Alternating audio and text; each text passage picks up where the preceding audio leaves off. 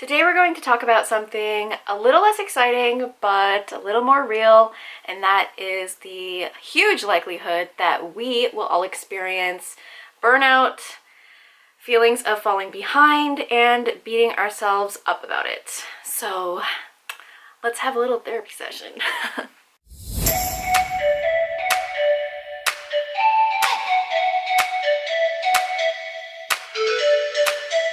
Hi everyone, my name is Karen, and as you know, I am trying to transition into UX design, as I'm sure you are as well. And today we're going to talk about a couple things that are a bit of a downer, but I think it's important to discuss because we're all going to experience it. I would say a month or two ago, I was trying to learn too much, too fast. I think that it's good to be ambitious, but I think it's also good to set realistic goals, because sometimes if you set goals that are like way too out of your reach, when you don't reach them, you're more likely to feel bad about it. And what I had done a few months ago was I had set up a kind of 30-day challenge for myself. I told myself that every single day I was going to do one Figma related tutorial. I also had an Illustrator tutorial that I had to do each day, and another program called Fusion 360. So I had 3 programs that I was trying to learn within 30 days, and it was a lot. I found myself not very motivated, knowing that I had to do 3 different ones each day. It just wasn't exciting. And I was able to do it for maybe a week before I really started falling off and like falling behind. And I just really burnt out. You know, when it comes to self-taught skills, everything falls on us. It's not like we can blame a teacher if we're not learning the material, or blame, you know, some sort of outside source. We know that if we're not making progress, it's because we've not taken the steps to make that actual progress. And because everything falls so heavily on our shoulders, we need to find ways to take care of ourselves.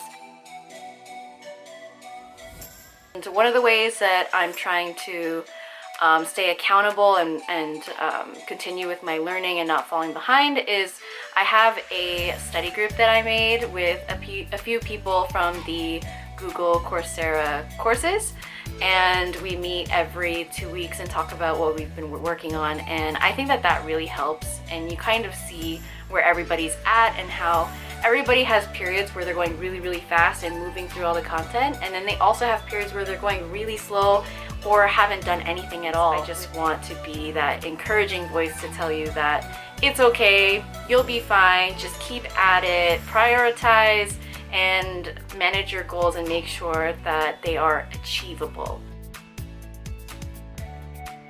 Recently, I've been doing course 2 of the Coursera Google UX program, and I've been finding it really hard to finish quickly.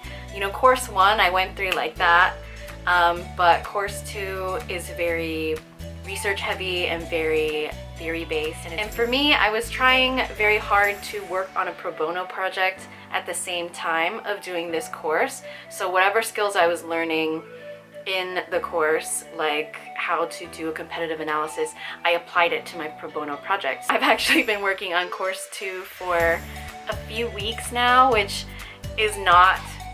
was not a part of my plan. I thought I would be done course 2 within like a week or 2, but that did not happen. But I'm not letting myself feel too bad about it. It'll pay off in the end. I'm sure it'll pay off in the end. And that's what I need to keep telling myself, and what you need to keep telling yourself if you think that you're falling behind. Chances are you're not. There's a huge chance that you're just going through a normal rhythm that everyone else is going through. And if that's not you and you've actually been slacking off a lot, snap out of it! So the first thing is, I think that it's really, really important to set realistic, attainable goals. Listen again. Realistic, attainable goals. So, I mean, a lot of us, when we're really energetic and really excited about something new, we set these goals that are so far beyond where our skill set is currently or where our mindset is currently. So I think that it's important to ask yourself, okay, where am I at? What do I want to achieve? And how can I meet those two mindsets or objectives in the middle? My second tip would be to work on your portfolio. Finishing the portfolio or making progress on the portfolio will make you feel very, very good. If you can slowly keep adding things to your portfolio, like, 1 week you could fill in your About Me section. The next week you can add some things to your resume, and then the next week you could add a banner for your first case study. If you do those in little steps and little increments, over time, when you look at your portfolio website, you're gonna feel good, and you're gonna be like, oh yeah, I added something to it, it's starting to look good, and it's not just a skeleton anymore. So I think that's a really good thing to do. That's actually something that I'm doing, and it does make me feel really good. Like, the more I see it looking like an actual portfolio site, the more I am excited to add to it, and the less I am afraid of showing it to people. My third tip for battling burnout and feeling bad about yourself, it's pretty easy, pretty simple, and that's just give yourself a break. Your whole world shouldn't just be about your career. I mean, I could be shooting myself in the foot by saying this, but I am a firm believer in work-life balance, and I don't think that there is any job in the world out there that is worth taking up 100% of your time, of your life, and your focus. Because life is more than work. Life is about being present in the moment. It's about sharing experiences with people. It's about having some fun, right? And it is important that we all find the balance. And as much as we want to achieve our career transitions and our career goals now, you will suffer for it if that is all you do 24/7. Let your mind rest. Just like you're supposed to let your body rest and not be on your feet all day, you also should let your mind rest so that your soul can refuel.